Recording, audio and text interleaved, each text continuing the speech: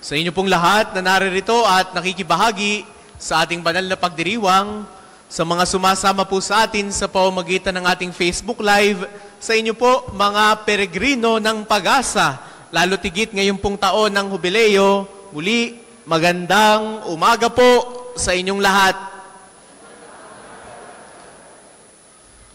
Katiwalian. Galit tayo sa katiwalian. Maaaring napapanahon ang kontekstong ibinibigay sa atin ng mabuting balita. Ito po'y nangyari nung panahon ng ating Panginoong Jesus. And it is timeless.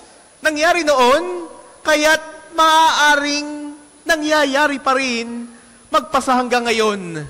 Kaya naman, para po sa humiliya, ngayon pong umagang ito, sa ika-25 linggo sa karaniwang panahon, sa araw na ito ng ika-21 sa buwan ng Setyembre, hayaan po ninyong basahin ko ang panawagan ng Catholic Bishops Conference of the Philippines. Ito'y isang araw ng pananalangin at pananagutan laban sa katiwalian. Mga minamahal naming kapatid kay Kristo, mga parokya, basic ecclesial communities, mga pari, relihiyoso, relihiyosa, mga laiko, charismatic communities, kabataan, Catholic schools, mga kapatid naming Kristiyano mula sa iba't ibang denominasyon, mga kapanalig mula sa iba't ibang pamayan ng pananampalataya, mga taga-civil society, at lahat ng taong may mabuting kalooban. Nananawagan kami na makiisa tayo sa isang payapang pagtitipon na tinaguriang Trillion Peso March, araw ng pananalangin at pananagutan. Gaganapin po iyon ngayon sa EDSA People Power Monument, 2:00 ng hapon. Hindi po ito politika. Ito'y isang moral na paninindigan. Isang pagkilos ng pananampalataya at pagkakaisa laban sa kultura ng katiwalian na patuloy na nananakaw ng dangal ng tao, nagpapalubog sa mahihirap at sumisira sa kinabukasan ng ating bansa. Inaanyayahan din namin ang lahat sa labas ng Metro Manila na makiisa sa mga prayer rally na inorganisa ng kanilang mga dioceses, parokya, Catholic schools o iba pang faith-based at civic groups. Hinihikayat naming magkaroon ng katulad na pagkilos sa buong bansa, tanda ng ating pagkakaisa sa araw na ito ng mapayapang paninindigan. Dapat tayong maging mapagbantay laban sa mga oportunista na gustong samantalahin ang galit ng taong bayan para sa pansarili nilang interes. Pero paalala rin natin sa lahat, ang pananagutan ay dapat idaan sa tamang proseso ng batas at konstitusyon, hindi para pabagsakin ng gobyerno, kundi para palakasin ang ating demokrasya. Kaya't heto ang ilang konkretong hakbang mula sa Beyond Survival. Una, maging mapagbantay at magsalita. Huwag hayaang patayin ng kawalang pakialam ang ating damdamin laban sa mali. Ikalawa, tanggihan ang patronage politics. Huwag ipagbili ang boto. Humingi ng integridad sa pamumuno. Ikatlo, maging tapat sa araw-araw. Nagsisimula ang integridad sa pamilya, classroom, trabaho, at ngayon din sa barangay. Ikaapat, magtayo ng communities of truth. Magbahagi lang ng verified information. Labanan ang kasinungalingan. Number 5, makiisa sa mga civic at parish initiatives. Sumama sa pagkilos para sa good governance, ecological justices at social renewal. Ika-6, suportahan ng independent probe, magkaisa sa panawagan ng tunay na independent investigation sa mga anomalya sa flood control at budget insertions. Number 7, humingi ng hustisya, hindi impunity. Itulak ang pagsasampa ng kaso laban sa mga nagnakaw ng pondo ng bayan. Number 8, maging huwaran sa simbahan. Gawin nating transparent at accountable ang ating mga parokya at dioceses.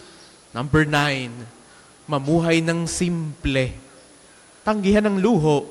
Paalala sa mga lider sa gobyerno, negosyo at simbahan. Mamuhay ng may malasakit at pakikiisa sa mahihirap. Inaanyayahan naming makiisa ang ating mga religious sisters, mga brothers, mga pari, seminarians at kanilang mga formators at lahat ng Catholic school communities. Napakahalaga ng inyong presensya at panalangin bilang patunay na ang integridad at kabanalan ay nasa sentro ng ating pananampalataya. Inaanyayahan din namin ang mga matitinong lingkod bayan sa pamahalaan.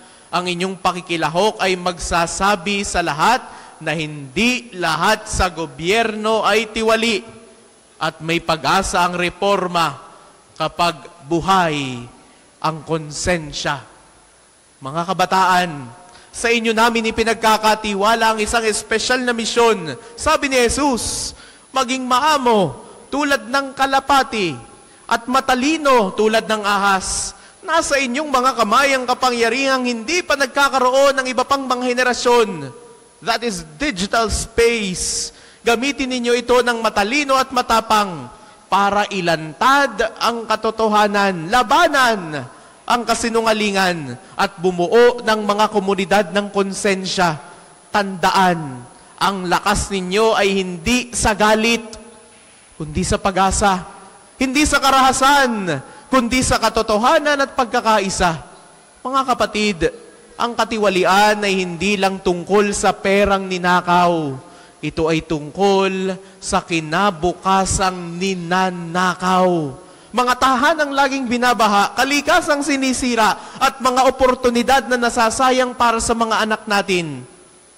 Kaya nananawagan kami sa ating mga mambabatas, oversight bodies at mga taga-usig, bilisan ang investigasyon at pananagutan. Siguraduhin na ang mga kontrata ng gobyerno ay transparent at walang bahid ng katiwalian. Ang taong bayan ay naghahanap ng konkretong solusyon, hindi hungkag na salita, hindi palabas sa politika, hindi walang katapusang delaying tactics. Tama na. Sobra na. Huwag na nating hayaang mamatay na lang ang usaping ito gaya ng mga nauna, na nauwi lang sa political accommodations at compromises. At para sa mga yumaman sa panininlang at pandarambong, inuulit namin ang panawagan ni Jesus kay Zaccheo. Bumaba ka. Bumaba ka mula sa iyong kayabangan at kasakiman. Piliin ang pagbabalik loob, magbayad ng nararapat at ituwid ang pagkakamali. Walang tunay na kapayapaan kung walang katarungan, at walang katarungan kung walang pagsisisi. Huwag tayong sumagot ng karahasan o pananahimik. Sagutin naman natin ito ng pananampalataya, lakas ng loob at pagkakaisa. Magsama-sama po tayo sa EDSA People Power Monument ngayong pong araw ng linggo, 2 ng hapon. Gawin nating malinaw ang ating mensahe. Ang sambayan ng Pilipino, gabay ng pananampalataya, ay hindi na mananahimik.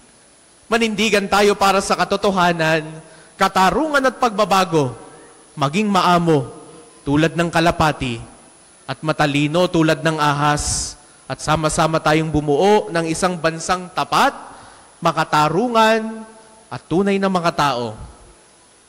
Para sa kapulungan ng mga obispo ng Pilipinas, nilagdaan Pablo Virgilio S. Cardinal David, obispo ng Caloocan, Pangulo ng CBCP.